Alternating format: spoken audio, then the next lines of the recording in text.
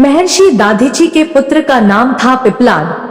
चूंकि वह सिर्फ पीपल का फल ही खाया करते थे, इसलिए उन्हें पिप्लाद के नाम से पुकारा जाता था।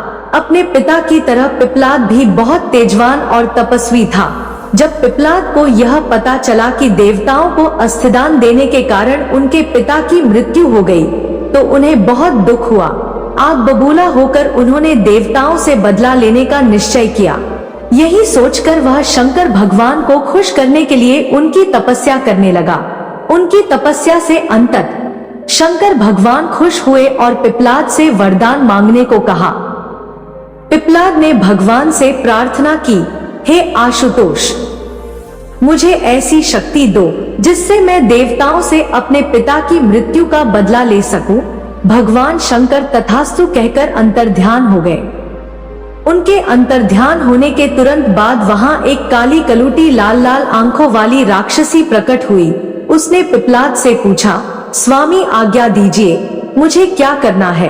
पिप्लाद ने गुस्से में कहा, सभी देवताओं को मार डालो। आदेश मिलते ही राक्षसी पिप्लाद की तरफ झपट पड़ी। पिप्लाद अचंभित हो चीख पड़ा, यह क्या कर रही हो?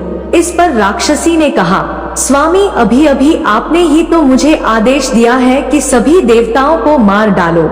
मुझे तो सृष्टि के हर कण में किसी न किसी का वास नजर आता है। सच तो यह है कि आपके शरीर के हर अंग में भी कई देवता दिख रहे हैं मुझे, और इसीलिए मैंने सोचा कि क्यों न शुरुआत आपसे ही करूं।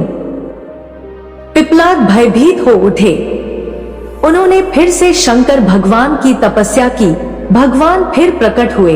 पिप्लाद के भय को समझकर उन्होंने पिप्लाद को समझाया, वत्स, गुस्से में आकर लिया गया हर निर्णय भविष्य में गलत ही साबित होता है।